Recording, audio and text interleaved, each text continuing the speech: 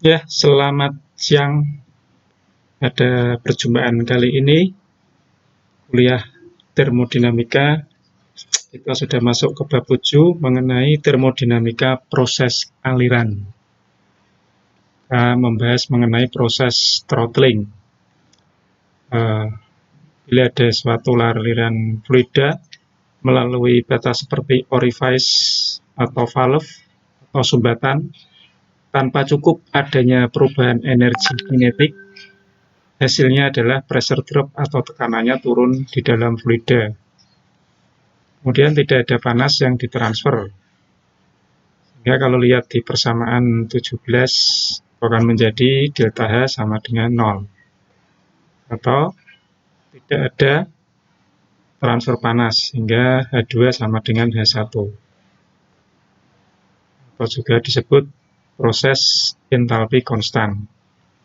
Untuk lebih jelasnya dapat dilihat pada contoh 79. Contoh 79 itu sama dengan ini, contoh 74. Gas propan pada 20 bar dan temperatur 400 Kelvin di throttle dalam proses aliran steady state sampai 1 bar.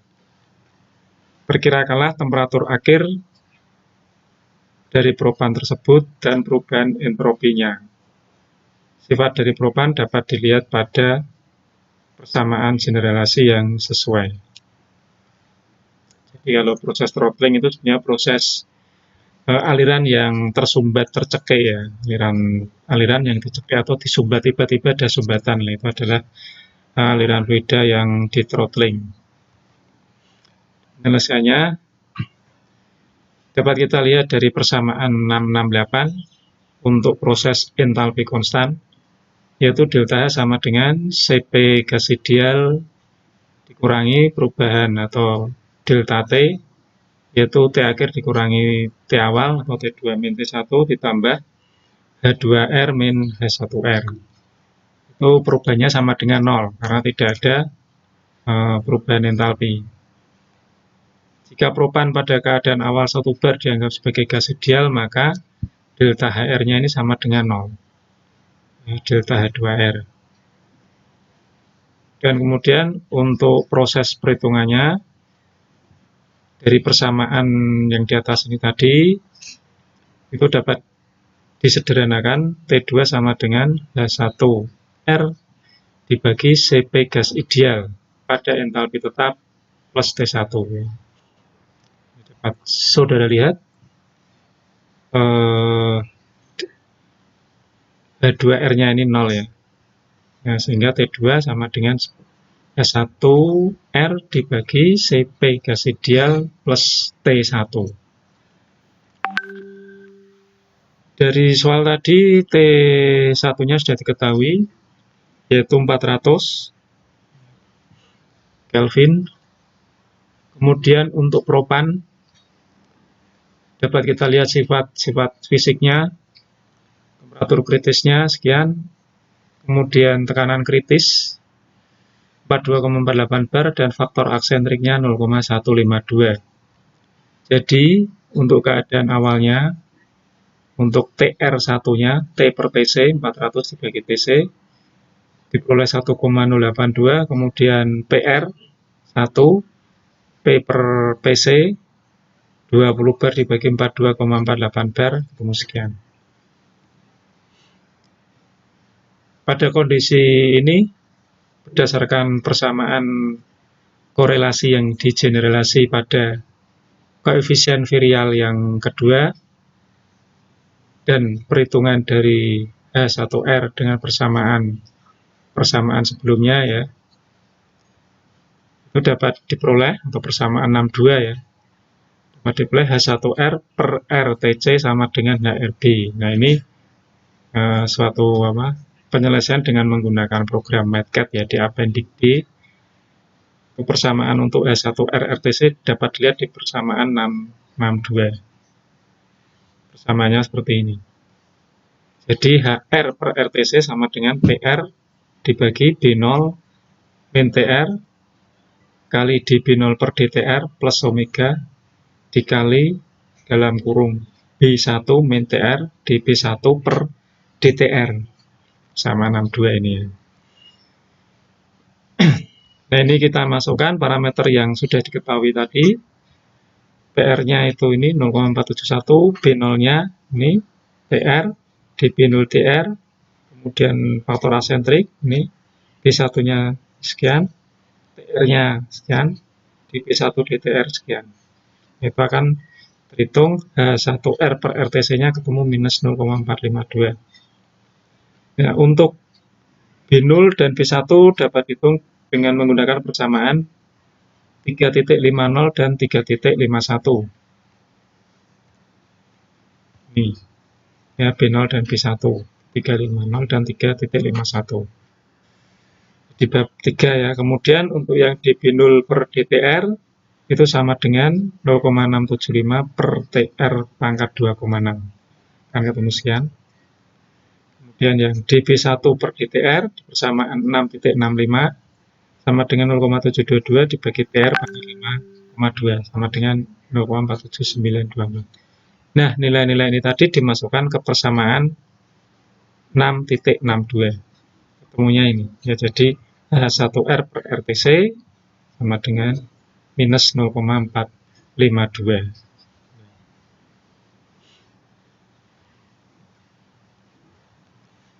Nah, sehingga untuk menghitung H1R-nya, berarti nilai ini minus 0,452 dikalikan R-nya dikalikan TC. Sehingga ketemu H1R-nya itu sama dengan minus 1,39 Joule per mol. Nah, kemudian selanjutnya kita menghitung T2-nya. Ya, untuk T2. Nah, jadi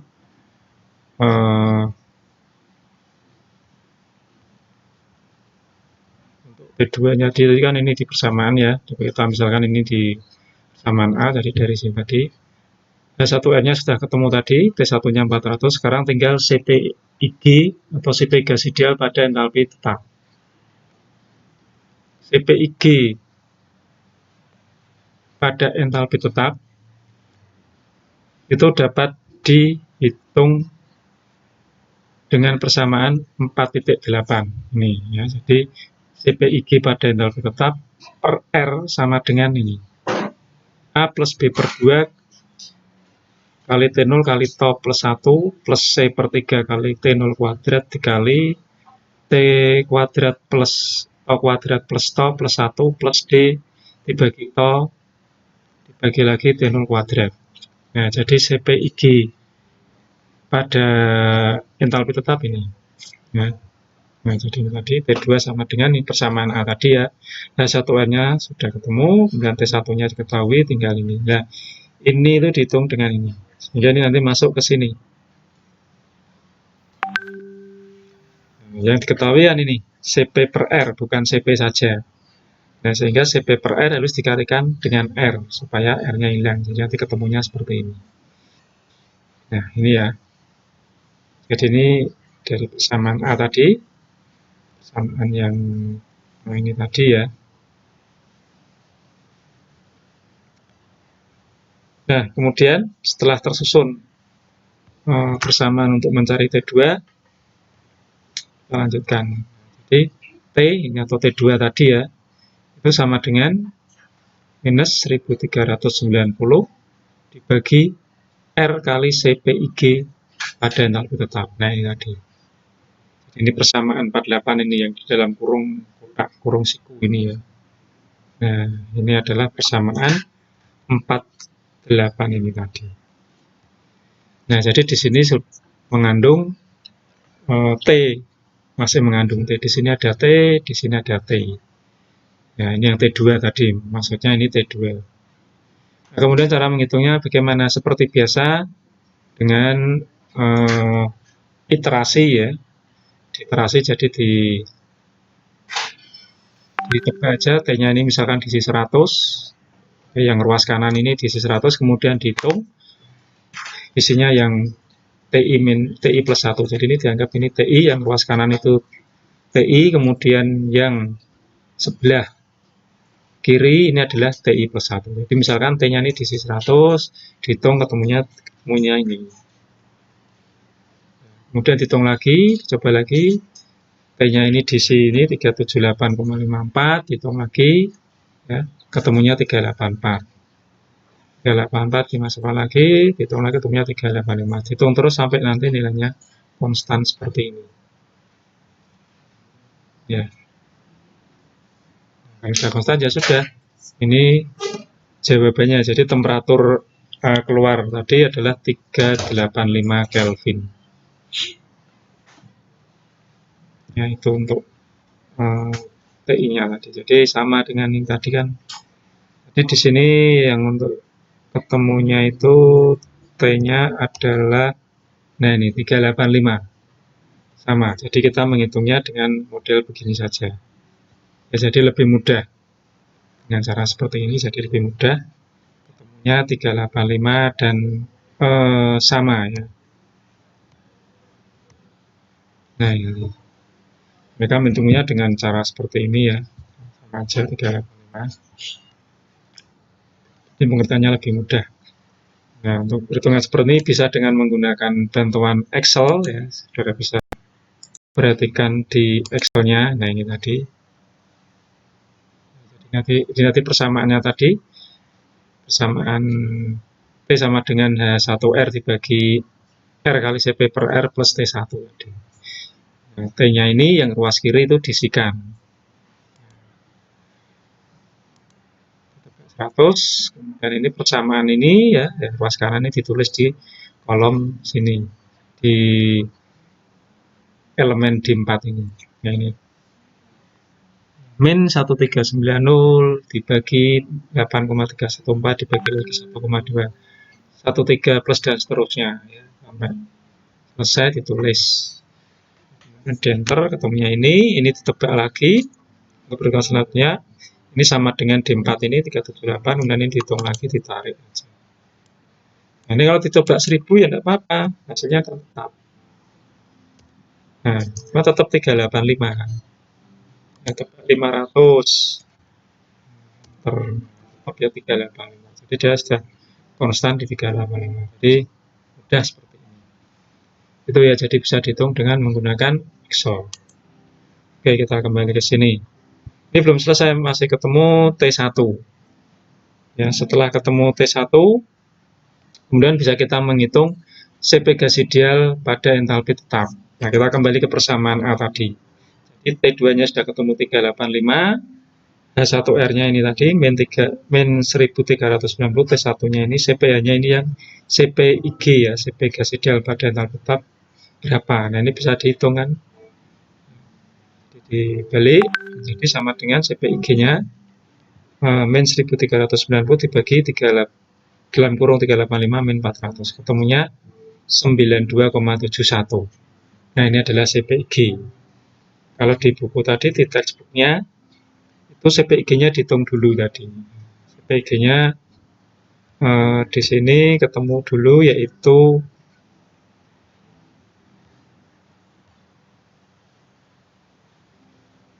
nah ini 92,73.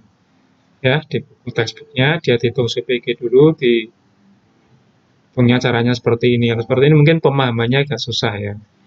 Jadi kita balik aja, dihitung T2-nya dulu, T2 ketemu. Setelah itu baru bisa menghitung CPIG. Ini ketemunya 92,73, berarti 92,71 ya. Nah, 92,71. Nah, setelah ketemu CPIG, bisa kita lanjutkan menghitung apa ini? Menghitung entalpi. Ya, menghitung perubahan entalpi. Jadi perubahan entalpi bisa dihitung dengan persamaan 6.69. Jadi perubahan entalpi atau delta S sama dengan CPIGS atau CP ideal pada entropi tetap dikalikan ln T2 per T1 dikurangi R kali ln P2 per P1 min S1R. Nah, untuk CPIGS ini atau CPIGS ideal pada entropi tetap, karena perubahan temperaturnya sangat kecil, bisa dianggap CPIGS itu sama dengan CPIGH. Ya, CP pada entropi tetap sama dengan CP pada entalpi tetap. Itu 92,73 atau 92,71 tadi. Hasil hitungan kita tadi. Nah, untuk menghitung S1R dapat menggunakan persamaan 6.63. Ya, 6.63. Jadi S1R per R sama dengan ini. Nah, S1R sama dengan ini, SRP dan seterusnya. Ini dia menghitung dengan menggunakan MATCAD. Ya, di appendix D, di belakang sendiri ada itu untuk program MATCAD-nya. Ini bisa dengan manual, ini masih mudah ya. Di persamaan 63-nya seperti ini. SR per R sama dengan min PR dB0 per DTR plus omega dB1 per DTR. Ini tadi sudah diketahui ya, PR-nya sudah dihitung, dan seterusnya ini di sini tadi. Nah ini ya, dB0 DR, DTR, PR-nya di atas ini tadi. Nah ini. Ya, sehingga ini yang untuk perhitungan mencari SR ini bisa dihitung.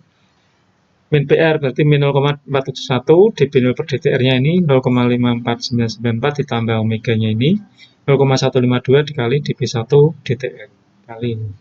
Ketemunya adalah minus 0,2934. Tuh, nah ini sama minus 0,2934. Nah, sehingga S1R-nya adalah minus 0,2934 dikali dengan R. Ketemunya S1R-nya ini. Nah, kemudian bisa kita menghitung delta S bersama 69 ini. Jadi CPIG-nya tadi 92,3, ln T2 per T1 386 400 min R 8,314 kali ln T2 per CP1 1 per 20 ditambah atau dikurangi minus ya, berarti plus 2,439. Ketemunya 23,80. Nah, ini delta S-nya. Karena nilainya positif, itu menampakkan bahwa proses throttling itu irreversible. Itu. Ya, jadi jawabannya ini delta S-nya 23,80, kemudian temperaturnya 385 Kelvin. Oke, ya. Dan kita lanjutkan sekarang mengenai ekspansi turbin. Jadi tadi sudah saya yang menghitung tadi proses throttling, kemudian sekarang proses ekspansi dalam suatu turbin. Untuk ekspansi berarti penurunan ya. Turbin atau expander terdiri dari nozzle dan daun yang berputar yang melewatkan uap atau gas dalam proses ekspansi lunak, di mana pengaruh overallnya adalah konversi efisien energi dalam aliran tekanan tinggi ke dalam kerja. Jika fluida kerjanya adalah steam dalam power plant, alatnya dinamakan turbin. Jika fluida kerjanya adalah amonia atau etilen dengan tekanan tinggi, dinamakan expander. Ya, jadi turbin dan expander itu sama, cuma yang beda adalah media fluida kerjanya. Di dalam perancangan turbin, perpindahan panas diabaikan dan pipa masuk dan keluar diukur untuk membuat kecepatan fluidanya sama.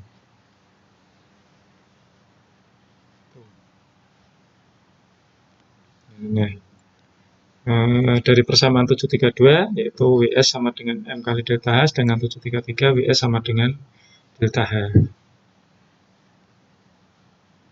Jika fluida dalam turbin mengalami proses ekspansi reversible adiabatis, maka prosesnya adalah isentropis ya. Reversible adiabatis itu isentropis. H2 sama dengan S1. Sehingga persamaan 733 tadi dapat ditulis W isentropis sama dengan delta H S atau delta H entropi tetap. Secara aktual proses ekspansi adalah irreversible. Sehingga dapat dihitung efisiensi dari turbin sama dengan WS dibagi WS isentropis. Atau delta H dibagi delta H pada entropi tetap. Samaan 735. Efisiensi untuk perancangan turbin itu biasanya sekitar 0,7 sampai 0,8. Nah, gambar 77 itu adalah proses ekspansi adiabatis dalam turbin.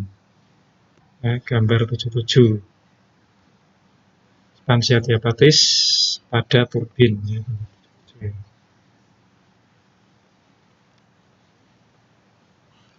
Contoh 710.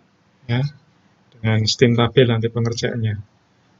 Oh, di sini 76, di bab edisi 5 itu 710. Steam turbin atau turbin uap dengan kapasitas 56.400 kW atau 56.400 kJ per sekon per detik beroperasi dengan steam pada kondisi masuknya adalah tekanannya 8.600 kPa dan temperaturnya 500 derajat Celcius. Dan dibuang ke dalam kondenser ya, dikeluarkan dalam kondenser pada tekanan 10 kPa. Diasumsikan efisiensi turbin adalah 0,75. Tentukan keadaan steam saat keluar dan laju alir massa dari steam tersebut. Ya, jadi ekspansi tekanannya turun dari 8.600 menjadi 10 kPa. Efisiensinya 0,75. Nah, ini bagaimana keadaan steam? Ya, maksudnya keadaan steam itu apakah steamnya masih berupa uap atau sudah berupa cair atau masih kondisinya uap cair. Kemudian laju alir massanya berapa? Steam tersebut. Kita lihat penjelasannya. Pada kondisi masuk tadi 8.600 kPa dan 500 Celcius. Kondisi masuk atau kondisi pertama dapat kita lihat di steam tabel. Nah, kalau di dalam diagram ini kondisi satunya di sini misalnya ya. Ini mempunyai H1 berapa dan S1-nya berapa. Entalpi dan entropinya. Dilihat bahwa entalpinya 3.391,6 kJ per kilogram, sedangkan entropinya 6,6858 kJ per kilogram per derajat Kelvin. Nah, cara mencarinya dilihat di tabel, ya, steam tabel di belakang sendiri di appendix F. Appendix F itu ada dua satuan ya, jadi yang satu satuan internasional, yang satu satuan Inggris. Ya, kalau ini satuannya internasional, kilopascal dan Celsius. Kalau yang Inggris itu ini PSIA dan Fahrenheit. Ya, dapat kita cek di tabelnya. Ya, di sini ya. Tadi temperaturnya 500, kemudian tekanannya 8.600. Di appendix F sudah bisa lihat steam tabel di superheated. Nah, pada kondisi tekanan sekian dan temperatur sekian, bisa kita lihat nilai dari H dan S, bahkan V dan U. Volume, energi dalam, entalpi, dan entropi. Kita tarik aja, ini tarik ke kanan, ini turun, tarik ke bawah. Di sini akan diperoleh angka di sini, yaitu entalpinya dilihat yaitu 3391,6. Anggap sebagai H1, kemudian S-nya 6,6858. Ini sebagai S1, H1 dan S1. Nah, ini H1 dan S1 sama ya, 3,391 dan 6,6858. Nah, setelah diperoleh H1 S1 itu diturunkan ke tekanan 10 kPa. Jadi dari 8.600 diekspansi, ya, ekspansi berarti tekanannya turun sampai 10 kPa. Dengan prosesnya adiabatis. Kita anggap dulu di situ prosesnya adiabatis. Kita cari dulu, walaupun pertanyaannya tidak adiabatis prosesnya, ya ini prosesnya nyata, ini di dalam turbin ini prosesnya nyata, jadi tidak dianggap adiabatis ya, tidak ada keterangan ya, tidak ada keterangan bahwa itu prosesnya adiabatis, sehingga kita harus mencari kondisi aktualnya bagaimana. Namun bisa kita cari dulu pada saat adiabatis itu berapa. Jadi bisa kita lihat skemanya seperti ini ya. Nah, jadi ini ada proses P1 8.000 misalnya 8.600 turunkan sampai P2. Ini tekanannya menjadi 10. Ini grafik XY-nya adalah Y-nya entalpi, kemudian X-nya adalah S atau entropi. Jadi entalpi versus entropi, H versus S. Artinya di sini P-nya berarti sepanjang P ini adalah sama. Ini P2 semua, berarti ini isobar. Di sini P1 semua. Jadi sepanjang ini dia P1 atau 8.600 tadi, sepanjang ini dia 10. Nah, kita cara mencarinya proses di satu ini tadi kita turunkan tekanannya sampai 10. Nah, sampai 10 ini lurus. Kalau lurus berarti ini prosesnya isentropis, karena ini di S tetap. S-nya nggak berubah ya. S1 sama dengan S2 aksen. Misalnya kita di sini 2 aksen. Ya, S2 aksen. Nah, kita bisa mencari kondisi di sini. Jadi tadi yang H1-nya sekian, S1-nya sekian, ini diturunkan sampai 10 kilopascal, S-nya tetap sama dengan S1. S2 aksen sama dengan S1 sama dengan 6,6858. Entropi tekanannya 10 kilopascal. Nah, pada kondisi itu ternyata steam sudah basah. Yang semula tadi adalah kering atau gas saja tanpa uap air ya. Tanpa air. Nah, sekarang setelah diturunkan menjadi basah. Buktinya mana? Nah, buktinya bisa kita lihat di tabel ini juga. Steam table. Tadi dari 8.600 turunkan sampai 10. Kita lihat di tekanan 10. Tekanan 10 entropinya tetap sama dengan entropi yang S1 tadi, 6,6858. Ternyata dia ada di sini. Nah, pada tekanan 10 itu entropi cair jenuh atau saturated liquidnya sekian. Kemudian entropi saturated vapor atau uap jenuhnya sekian, ya.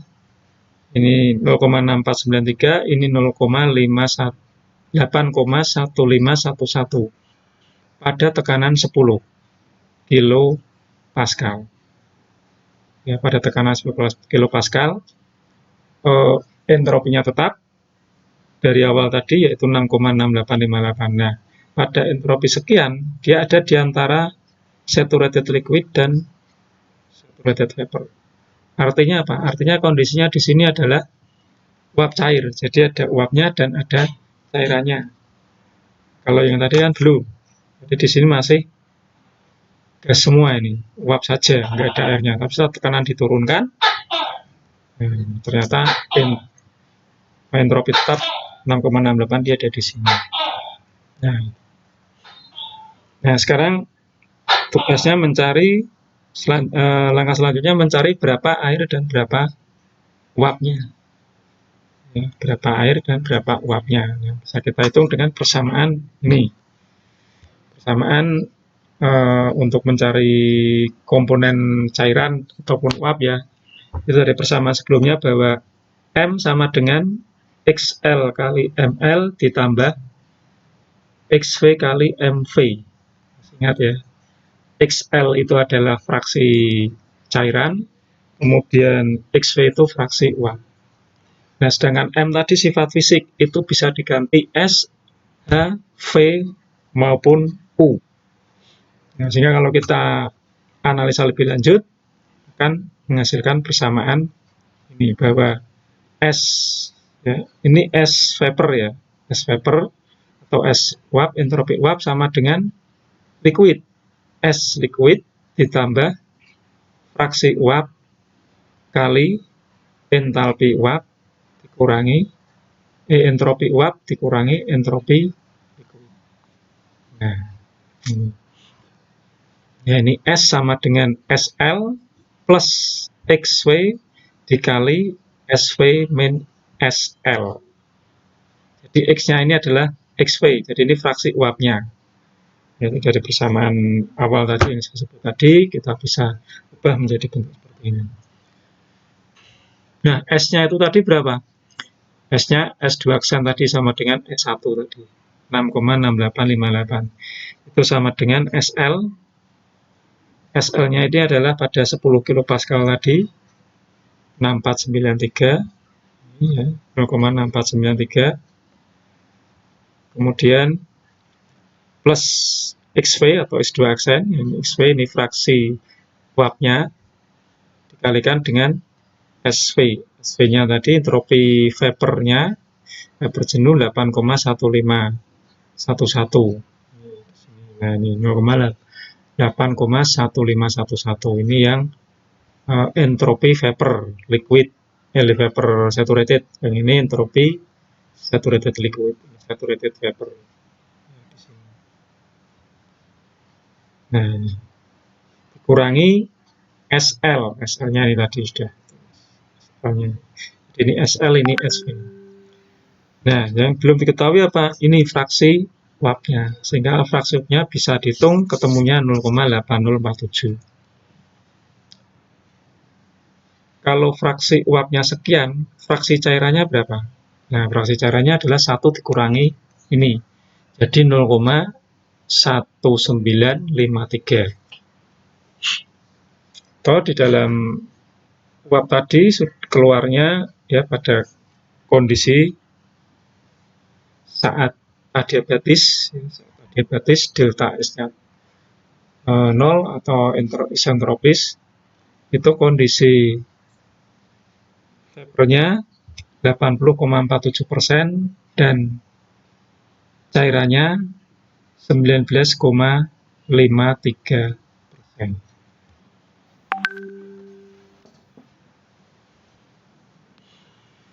Oke, jadi sudah ketemu ya ini fraksi uapnya. Kemudian kita lanjutkan. Setelah ketemu fraksi uap, kita bisa menghitung entalpinya. Entalpi pada saat adiabatis di titik dua aksen, di titik sini tadi ya. Nah, berarti yang ada kan cuma S2 aksennya saja. S2 aksennya kan sama dengan S1. Nah, ini kita cari dulu pada saat proses adiabatis jatuhnya di titik sini. Kita yang diketahui hanya S2 aksen karena sama dengan S1. Dari S2 aksen bisa kita menghitung komposisi ya, cairan maupun uapnya. Karena pada kondisi di sini dia sudah berubah menjadi fase uap cair. Kalau di sini fasenya gas saja. Di sini sudah ada gas dan cairan atau uap cair. Uapnya berapa, cairannya berapa, sudah hitung tadi, caranya seperti itu. Nah, kemudian dari prosen cairan dan uap tadi bisa kita hitung H2 aksennya berapa. Ya, H2 aksen. Nah, H2 aksen itu bisa kita hitung dengan menggunakan persamaan ini tadi. Sama dengan ini. Tapi ini S-nya diganti dengan H. Nah, kalau ini S, ini diganti H. Jadi ini H2 aksen sama dengan S2L ditambah XV ya, dikalikan H2V min H2L. Nah, duanya 2 aksen ini ya. Bisa dihitung seperti ini. Nah, ini. Jadi H2 aksen sama dengan H2 aksen L ditambah XV atau X2 aksen kali H2 aksen V min H2 aksen L. Nah, H2 aksen L-nya berapa? Ini di posisi 10 tadi dilihat. Kan 191,8. 191,832 tepatnya ya di sini. Ini kemudian HV-nya itu HL ya, yang HV-nya berarti 2584,8. 2584,8 ini HV, kemudian ini HL. HV min HL ini. Ini XV-nya tadi sudah dihitung 80,47. Nah, 80,47.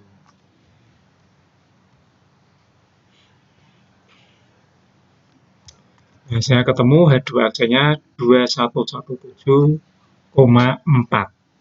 Itu H2 aksen. Nah, di sini. H2 aksennya sudah ketemu. Nah, setelah itu baru bisa kita menghitung apa? Ini delta HS. Delta H pada entropi tetap. Nah, untuk delta HS berarti apa? Berarti ini dikurangi.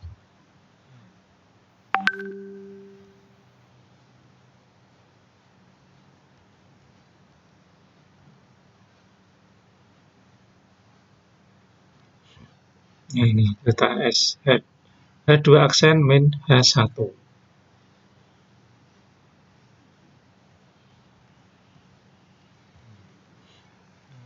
H2 aksen min H1 untuk menghitung delta S. H2 aksen dikurangi H1. Lebarnya kan ke sini ya. Kalau kita lihat gambarnya kan delta H-nya ini dari sini, cuma ini tok delta H-nya ini. Ini delta H pada entropi tetap, makanya ada simbol S kecil, delta H pada entropi tetap. Jadi H2 aksen min H1. H2 aksen min H1, H2 aksennya tadi sudah ketemu sekian, H1-nya di awal tadi, di soal, sehingga delta HS-nya minus 1274,2. Delta HS-nya sudah ketemu ya. Jadi delta HS-nya ini ketemu, H2 aksennya juga ketemu.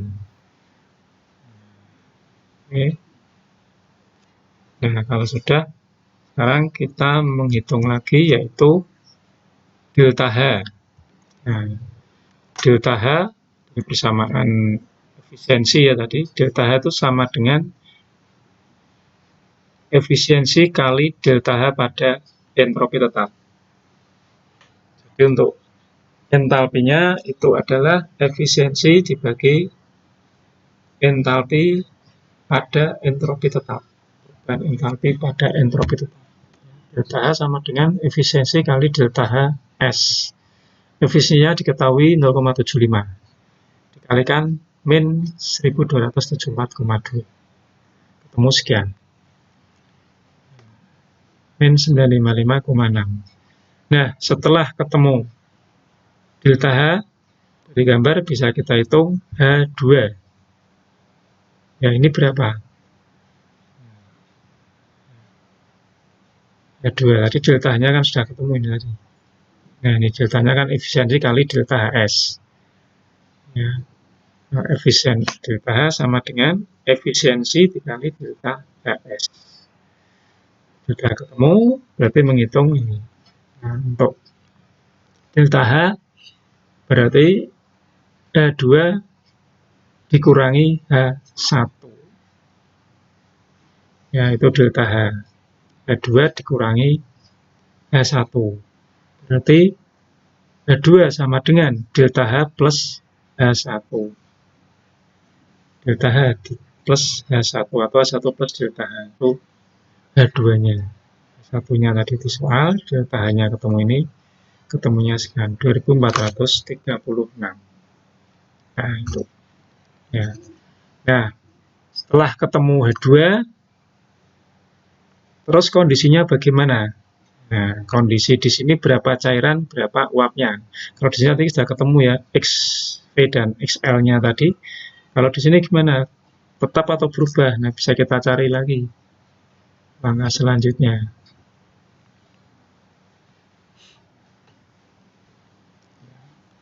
Di langkah selanjutnya tadi, kita bisa menggunakan delta H2 tadi. H2 ini 24, ini. Berarti persamaannya sama, yaitu H2 sama dengan HL plus X kali HV min HL. Ya, ini H2-nya tadi sama dengan HL-nya itu 191,8, 191,832, ya. Kemudian ditambah X2-nya belum diketahui, atau XV ya, ini fraksi wattnya, dikalikan dengan HV min HL. HL-nya ini sama dengan ini ya. Ini HV 2584,8. 2584,8.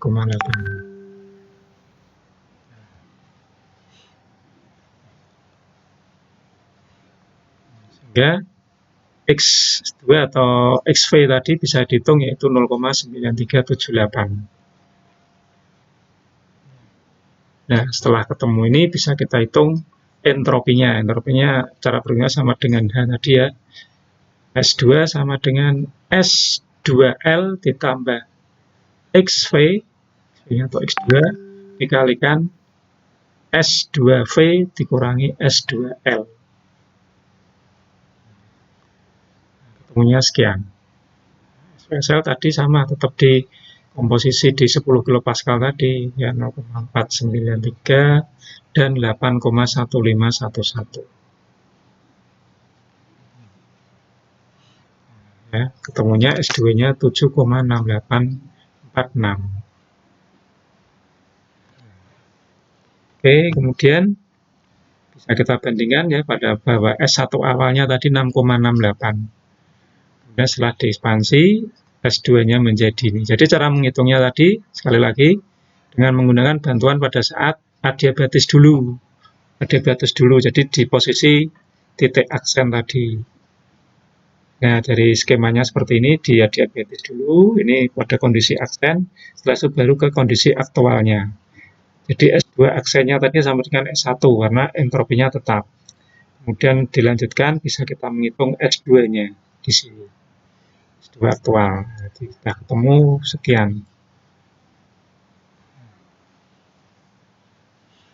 Nah, ini pun kondisinya juga masih uap cair ya. Ada uap dan ada cairannya.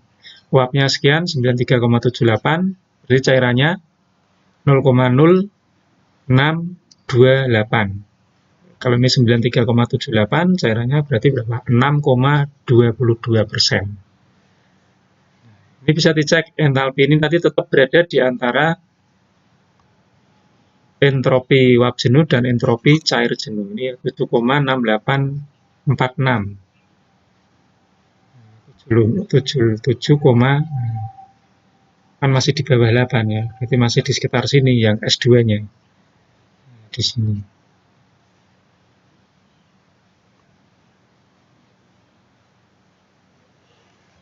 Tuh, ya. Kemudian yang terakhir yaitu menghitung laju massa steam tersebut. Itu diberikan dengan persamaan 713 di situ ya. Nah, untuk beban kerjanya tadi adalah 56.400 kW atau kilojoule per detik ya untuk kerjanya, sehingga untuk mencari massa, laju alir massa, yaitu kerja dibagi delta H ya, dibagi delta H. Deltanya yaitu H2 min H1 min berapa? 2436 dikurangi H1 3391 ya. Jadi M sama dengan ini dibagi ini. Ketemunya adalah 59,02.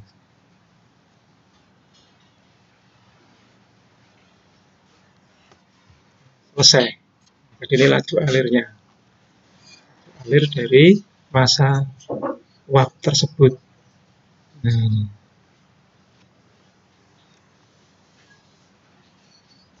Ya, jadi sekali lagi skema seperti ini penting untuk membantu menyelesaikan soal tersebut.